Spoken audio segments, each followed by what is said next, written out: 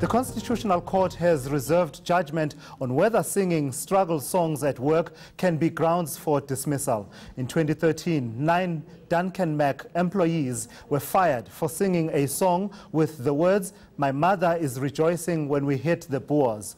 eNCA's Erin Bates attended the proceedings and joins me in studio now. So thank you for coming through, Erin. So this became an issue about a hate speech question when actually it started out as a labor dispute. How did that come about?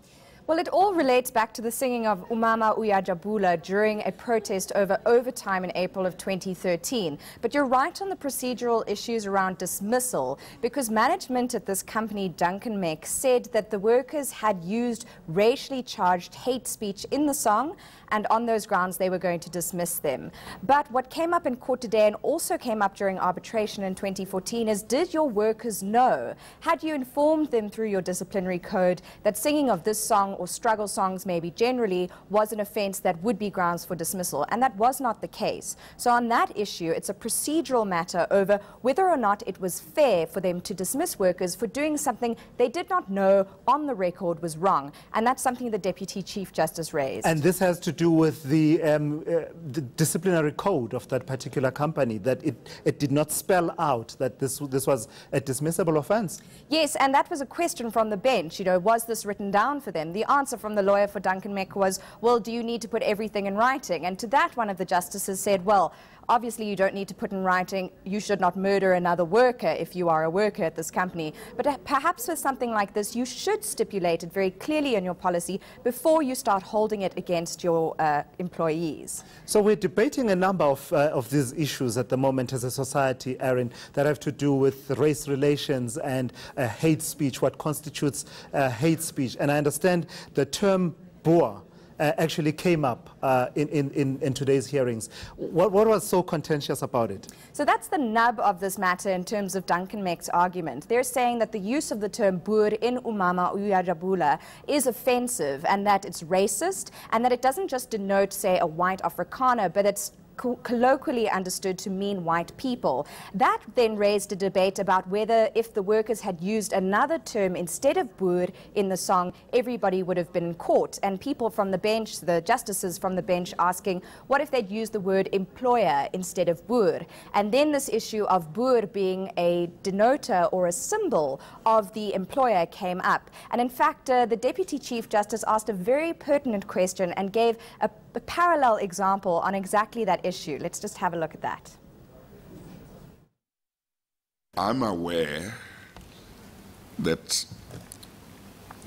among people who speak isiZulu, especially in the urban areas, sometimes they refer to their employers who are black as umlungu wami. Umlungu is generally means white person.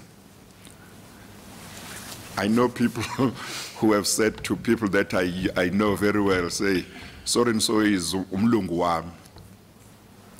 It means literally it's my white person. Yes. But what they mean is he's my employer or she's my employer, because generally employers are white.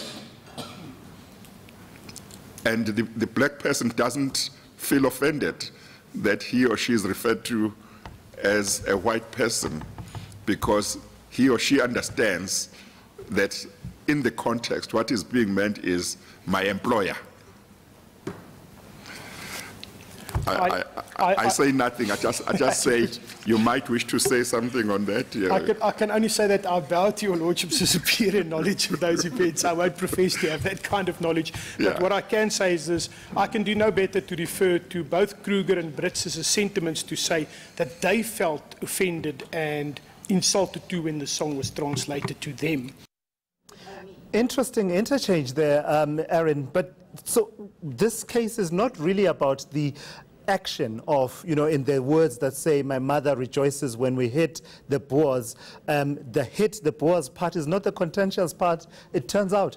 It isn't entirely. I mean, it's obviously part of the soup of what was discussed today in court. But the lawyer for Duncanmec saying, for example, they don't say and they don't argue that this was a literal incitement to violence, something one of the justices asked. Are you know, arguing that the song was telling people to now hit the boer, kill the boer, that kind of thing? He said that's not the argument. The argument is, on their version, this was race sort of infused hate speech, and they want a level playing field. They say it's time for a level playing field in the country in terms of having what's good for the goose be good for the gander. The justices had several questions and issues around that, but that's the argument that Duncanmec is presenting. All right, and what is the counter-argument that the workers are bringing forward in terms of, you know, what this song meant to them and perhaps their rights to free speech? Well, yes, important to note that they're all members of NUMSA. These 9 workers are currently not employed and paid by Duncanmec. But NUMSA's lawyer arguing that, firstly, there's this issue of the improper disciplinary process and them being dismissed for something that wasn't in policy as being, you know, a wrongdoing. And then also the issue of the fact that one of the managers said during arbitration he wasn't offended by the song, he was offended by the gestures, the dancing of the workers, as he put it, during their strike over this overtime money, and also saying that it's really not the place of the Constitutional Court here to dictate policy on work-related matters, that needs to go through arbitration processes or perhaps the legislature. If we need to address the use of struggle songs in the workplace or around workplace issues during strikes, whether protected or not, maybe the Constitutional Court is not the right place for it and it needs to go to the legislature. Fascinating. Thank you so much for that. That's eNCA's Erin Bates giving us an update there on that court case that was happening at the Constitutional Court. Let's